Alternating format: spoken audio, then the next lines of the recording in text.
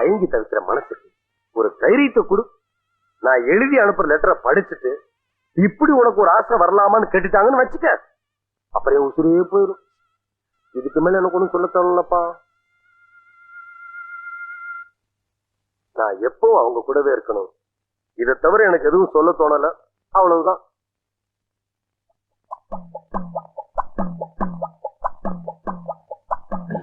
Letter படிக்கலையோ?